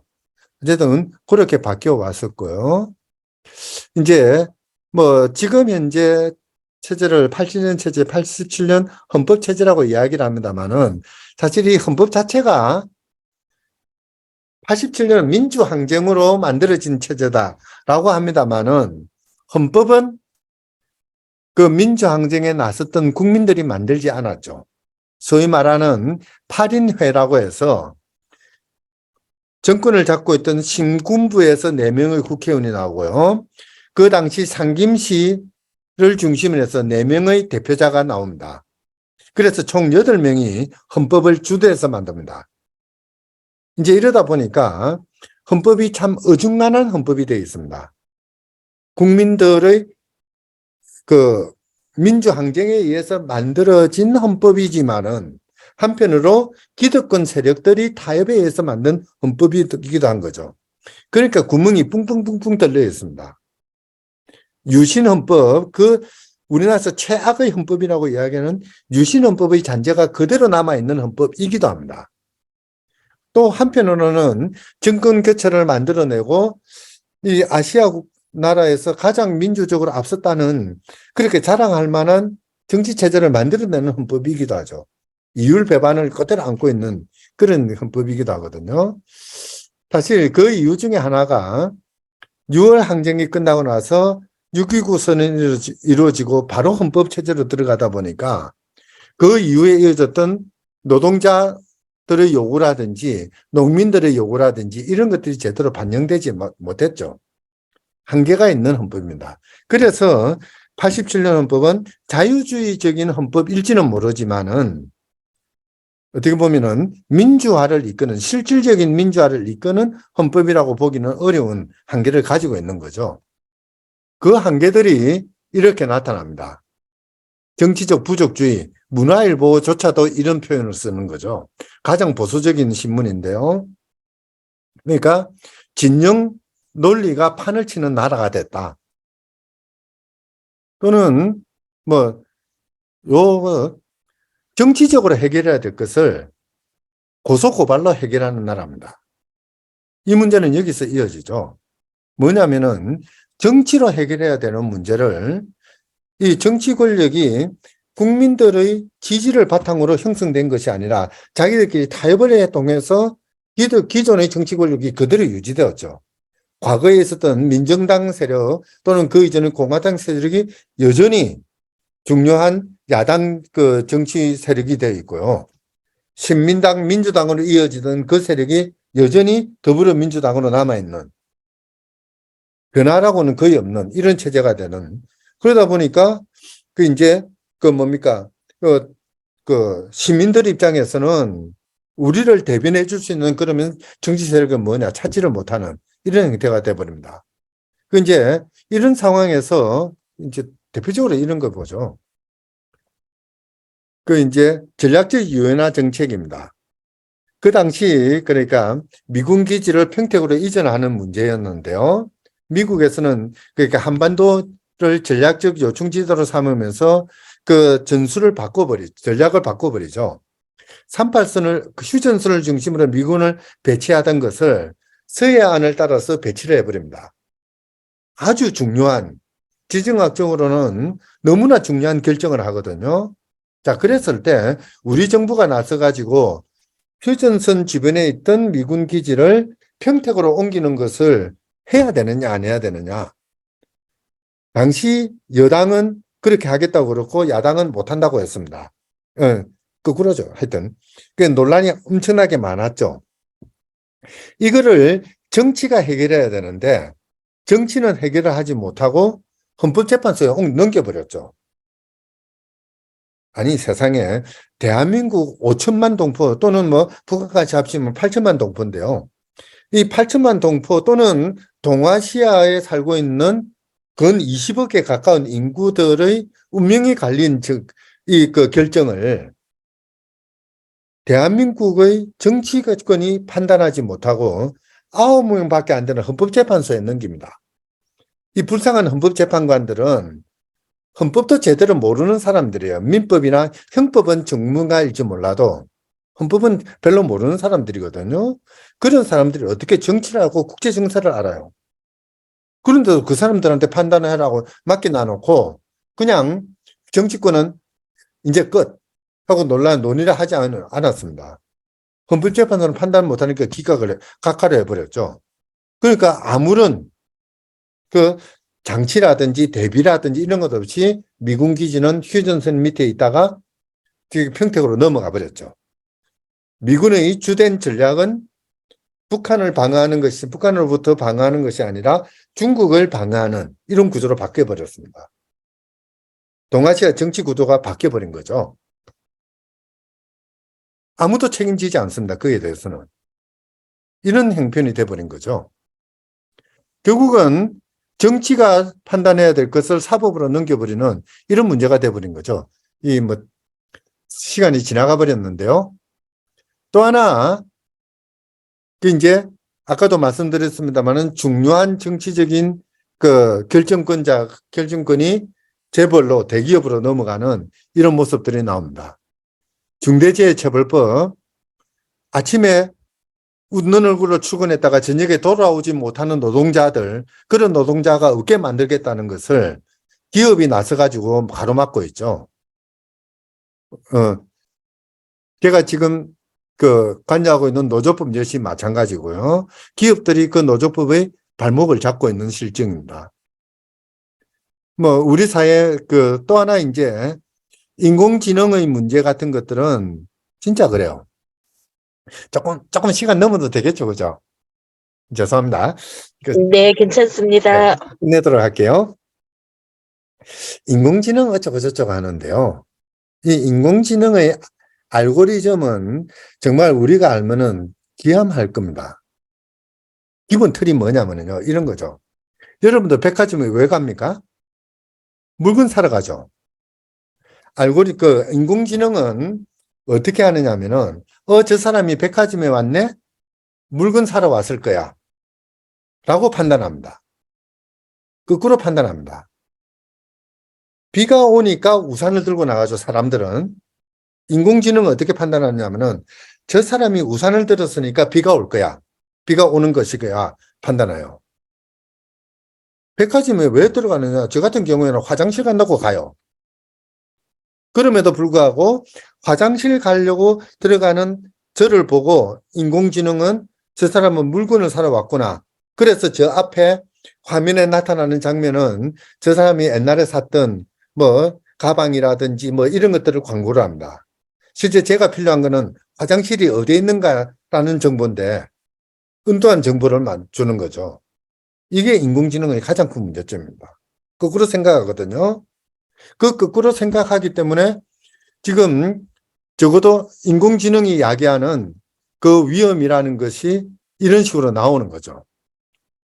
사실 요거는 이제 그 유럽에서 인공지능을 만들 때 개발하는 기본 원리, 그러니까 국가가 규제해야 되는 그런 그 최소 위험의 부분과 국가가 반드시 규제해야 되는 그런 위험을 단계적으로 나누고 하긴 합니다만은 어쨌든 우리 삶을 위협하는 거는 당연한 마찬가지입니다. 기후위기는 뭐 이거 더 설명 안 해도 되겠죠. 아직 우리 헌법이 커버하지 못하는 부분이죠. 인공지능, 기후위기 이 두 가지가 우리 헌법에서는 지금에서는 공백지대라고 해도 과언은 아닙니다. 이렇게 넘어갈게요. 이런 이야기 잠깐만 해요. 그냥 넘어갈게요. 너무 시간이 없습니다. 사실 이런 문제 때문에 우리가 헌법 개정을 해야 될 필요가 있죠. 중이 절이 마음에 안 들면 어떻게 합니까? 절을 떠나가는 것이 아니라 요즘은 그러니까 헌금 받아가지고 신도들 돈 받아가지고 절을 뜯어고치죠. 뭔가 우리 헌법에서 불안한 부분이 있다면은 그 헌법을 고치는 것이 맞습니다. 휴대폰이 마음에 안 들면은 바꾸는 게 원칙이듯이요. 헌법도 마음에 안 들면 바꾸는 게 원칙이죠. 그냥 가장 대표적인 건 요것만 이야기하고 끝낼게요. 베네수엘라가 상당히 못 사는 나라였습니다. 이 차베스가 볼리비안 혁명을 합니다. 혁명을 하면서 잘 살아보세 라고 하면서 혁명 공약으로 헌법 개정을 내세웁니다. 헌법을 만들자. 그러면서 국민들한테 물어요. 헌법의 어떤 조문을 어떻게 바꿔야 당신의 삶이 나아지겠습니까? 한번 제시해 보세요 라고 합니다. 어떻게 헌법을 바꾸면 당신의 삶은 나아지겠습니까? 여성들이 답을 하죠. 우리는 여태까지 집에서 뼈 빠지게 일을 해도 아무런 보상도 못 받는다. 뼈 빠지게 일하다가 돈 벌어오던 남편이 바람나서 도망가 버리거나 남편이 죽어버리면 나는 그 순간 먹고 살 길이 없다. 여태까지 뼈 빠지게 일했는데 그럼에도 불구하고 사람으로서 대접받지 못했을 뿐만 아니라 먹고 살 길조차 없더라. 그러니까 이 조문을 만들어냅니다. 88조인데요. 국가는 가사노동이 부가가치를 창출한다. 사회적 부와 번영을 만들어내는 경제활동임을 인정하겠다. 요 다음 문장이 뭐냐면요. 따라서 모든 가정주부들은, 전업주부들이죠. 4대 보험, 국가의 보호를 받을 권리를 가진다라는 규정이 들어갑니다. 그러니까 우리식으로 하면 4대 보험입니다. 다른 말로 하자면은 전업주부로 일하다가 갑자기 남편이 바람나서 도망가 버렸어요. 그러면 국가가 그에 대해서 보상을 하겠다는 거죠. 먹고 살 돈, 아프면은 건강보험을 지급하고 또 이 여성이 일을 찾아 나설 수 있도록 교육을 시켜주겠다. 남미 같은 경우는 특히 이제 여성들이 핍박받던 그런 시절인데요. 베네수엘라는 더 그랬죠. 오죽했으면은 베네수엘라가 세계 미인대회에서 우승하는 이유가 뭡니까? 뭐 여성들이 이쁠 수도 있긴 하겠습니다만은 그것이 여성들이 자기의 현 처지를 벗어나는 유일한 길이었기 때문입니다. 그걸 깨쳐버리는 거죠. 뭐 지금 뭐 베네수엘라는 엉망인 나라가 됐습니다만은 적어도 헌법 조문만큼은 이렇게 뭔가 아픈 곳을 그 치료해주는 가려운 곳을 긁어주는 바로 이게 아까 이야기했던 그런 보살핌의 헌법, 존중의 헌법이라고 할 수가 있는 것이죠. 우리도 그런 헌법을 만들어냈으면 좋겠어요. 사실 국가의 존재 목적은 바뀌지 않거든. 바뀌어서는 안 됩니다. 사랑이 바뀌어서는 안 되듯이 국가의 존재 목적도 바뀌어서는 안 됩니다. 그런데 은근히 요즘 오면은 특히 뭐 지난 정부, 지금 정부 마찬가지입니다. 대통령이 마이크만 잡으면은 경제 성장, 뭐 그 물건 많이 팔아야 된다. 물건 많이 팔아가 뭐 하자는 겁니까? 우리들과 우리들 자손의 안전과 자유와 행복이 영원히 확보되도록 해야 되는 거죠. 물건을 파는 것이 중요한 것이 아니라 바로 국가의 존재 목적, 국가가 국민들을 뒷받침해야 된다는 그것을 실현시키는 것, 그게 중요한 거라고 볼 수 있는 거죠. 예, 10분이 경과했네요. 아유, 죄송합니다. 네, 아유, 수고하셨습니다. 예, 감사합니다. 자, 한마디만 더 할게요. 예, 여기 보시면은 여기 캥거루가 있습니다. 여기 뭐냐면 There are no kangaroos in Austria거든요. 캥거루주의. 왜 이런 이야기가 나올까요? 오스트리아 국경 넘어가면은 국경 넘어서 딱 들어가면은 기념품점이 많을 거 아닙니까? 거기에 가면 전부 다 저걸 갖다가 컵을 만들고 머그컵 만들고 펜던트 만들고 티셔츠에 박아가지고 팔아요. 돈도 엄청나게 받아 먹어요. 오스트리아는 캥거루가 없습니다. 그러니까 관광객들이 오스트리아 넘어가고 캥거루는 어느 나라에 있습니까? 오스트리아 일리아에 오스트레일리아. 있죠. 아, 사람들이 그걸 모르니까 오스트리아 와가지고 오스트리아? 예, 캥거루 보러 가려면 어디로 가야 됩니까? 라고 물어요. 그러니까 아예 그걸 로고로 저렇게 만들어가지고 상품으로 만든 겁니다. 문자 그대로 없는 것을 가지고 상품을 만들었죠. 무에서 유를 만드는 거거든요. 사실 헌법이라는 거는 또는 헌법에 기반된 국가라면은 국민들에게 무엇이 필요한가를 스스로 찾아가지고 챙겨줘야 되는 거죠. 제가 대만에 와가지고 기죽었던 부분입니다. 국가가 챙겨주는 어떤 것들이 있어야 되는 거죠. 그래서 마지막 멘트로 요걸 붙여놨는데 그것 때문에 여러분들 시간을 더 뺏었네요. 죄송합니다. 감사합니다. 아이, 네, 감사합니다. 감사합니다, 교수님. 저기 딱 네. 한 분만, 정말 딱 한 분만 교수님께 꼭 질문 주실 분 계실까요?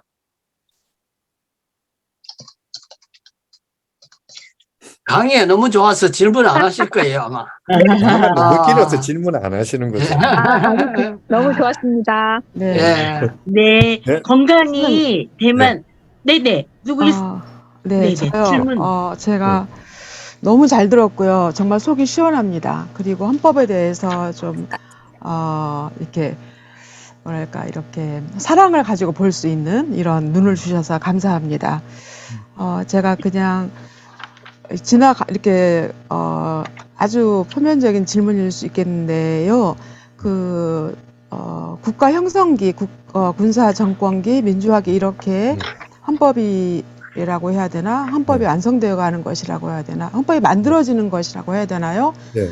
이것을 설명해 주셨는데, 1961년도에 이 헌법으로서의 국가 형성기라고 이렇게 설명을 해 주셨는데, 좀만 더 설명을 해 주시면 이해가 될 것 같아서요. 네. 네. 이제 보통 이제 현대사 구분에서도 비슷하게 하긴 하는데요. 네. 헌법에서는 이제 우리 헌법의 그 단계가 크게 이렇게 세 가지로 나오는데요. 네. 그 이제 초기 헌법은 그러니까 48년부터 민주당 정권 때의 헌법, 그게 60년 헌법이죠. 4.19 이후에 네. 그때까지만 하더라도 대한민국이라는 나라가 어떤 모습으로 갈지 아무도 몰랐습니다. 헌법을 만들 때는 정말 그 뜨거운 열정으로 만들긴 했습니다만은 이 헌법이 또는 대한민국 나라가 어디로 갈지 모르는 과정에서 이제 제1호 법률 정부조직법에서부터 민법까지를 차곡차곡 만들어 온 것이죠. 그리고 1960년 이제 4.19 혁명이 일어나는 그 시기쯤 됐어야 비로소 대한민국이라는 나라는 어떤 모습인가가 뚜렷해지기 시작한 거죠.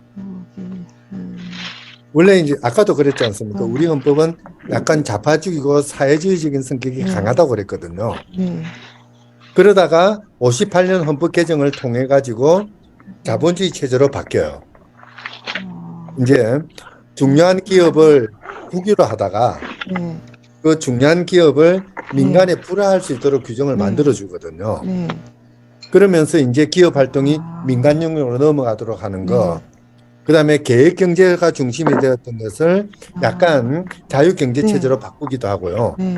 이제 그런 식으로 조금씩 바뀌었다가 그게 이제 그 어느 정도 모양새를 갖추는 게 60년이었는데 그래가 헌법이 제대로 좀 시행될까 했는데 4.19, 5.16이 일어난 거죠. 체제가 완전히 바뀌면서 이제 그러니까 군인들이 군사정권이 국민에 군림하는 국민이 주인이 아니라 그러니까 군인 권력, 군인 정부가 군사 정부가 주인인 이런 체제가 계속되다가 이제 87년 6월 항정 통해 가지고 다시 이제 60년대 헌법 체제를 회복을 한 거죠. 그러니까 뭐 절차적 민주주의라고 이야기를 했는데 기본적으로 국가 권력 자체가 군사 정부 때 있었던 총불위에서 나오는 것이 아니라 국민들의 선거를 통해서 권력이 이루어진다는 것이 확정되었던 그 시기가 이제 87년 이후 시기거든요. 다만 이 87년 헌법 체제에서 아직도 못 찾았던 거는 그런 겁니다. 정말 답답해 죽겠는데도 대한민국 국회는 아무것도 안 하잖아요. 대통령을 뽑아놨더만 엉뚱한 이야기만 합니다. 우리 아픈 거를 건드려주지 않는 그런 나라, 그게 이제 87년 헌법이 가지는 가장 큰 결여점이죠. 우리가 이제 계속 요즘 헌법 이야기를 하고 지난 2016년, 17년 헌법 개정 이야기를 하고 또 우리 헌법 읽기 그게 국민운동으로까지 이어지는 그게 뭐냐면은 우리가 권력의 주체라는 걸 말하기 위한 거지 않습니까? 우리가 뭔가 원하는 생활을 할 수 있도록 하는 게 대한민국이다. 대한민국 헌법이어야 한다. 하는 그걸 실질적 민주화라고 이야기를 해야 될 거거든요. 그걸 만들어 나가야 되는 시기가 지금인 것 같아요. 지난 시기에는 그러니까 2016년, 2017년에는 제대로 이루어지지 못했지만은 이제는 우리가 만들어 나가야 될 것 같아요. 대충 뭐 그렇게 3단계로 나누는 거죠. 엄밀히 본다면은 2020년, 23년을 계기로 해서 제4의 국면이 열렸으면 좋겠어요. 감사합니다. 감사합니다.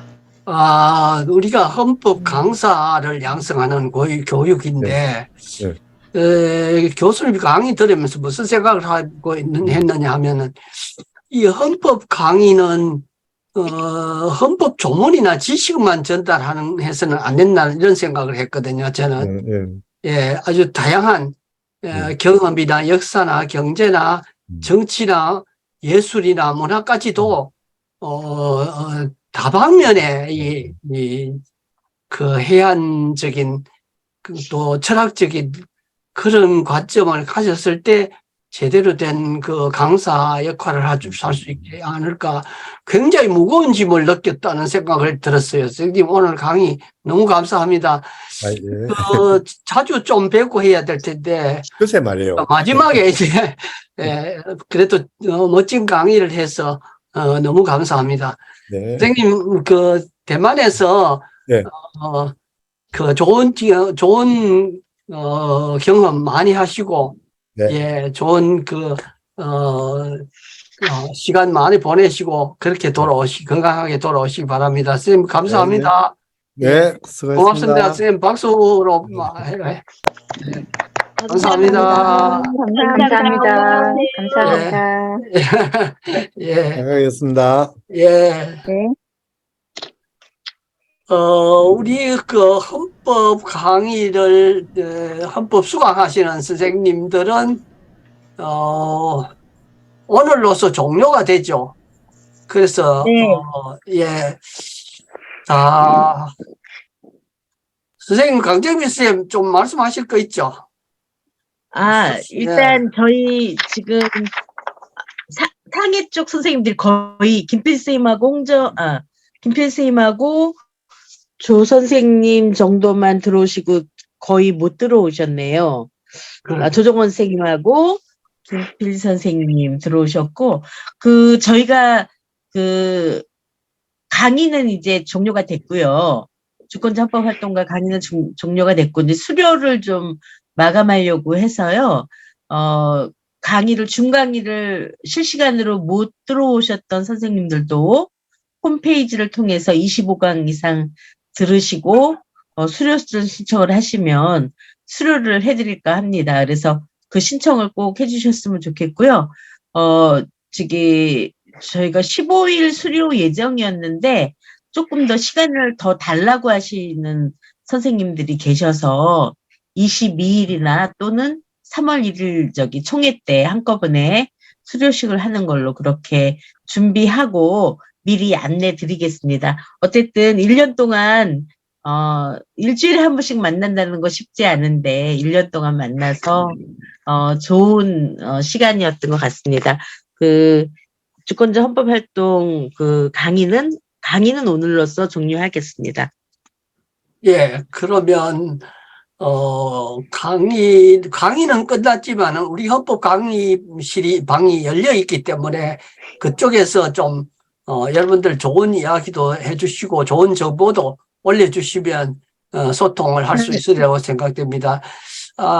정말 숫자는 그렇게 많지는 않지만 여러분들, 귀한 분들을 만날 수 있어서, 이 코로나 시대에도 우리 이런 것이 가능하다. 그리고 선생님들은 앞으로 역할 있지 않습니까? 어느 곳에 계셔서 무슨 일을 하시든지 간에 헌법에 대한 또 헌법을 다른 분들에게 알려주고, 그래서 우리가 대한민국 주권자로서 주인으로서 민주주의를 앞당기는 역할을 좀 선도적으로 나서서 하실 수 있으면 좋겠습니다. 선생님들 너무 고맙고요. 건강 잘 챙기시고 수료식 때 다시 뵙겠습니다. 고맙습니다. 예, 편히 들어가십시오. 네, 감사합니다. 수고하셨습니다. 반갑습니다. 축하드립니다. 예.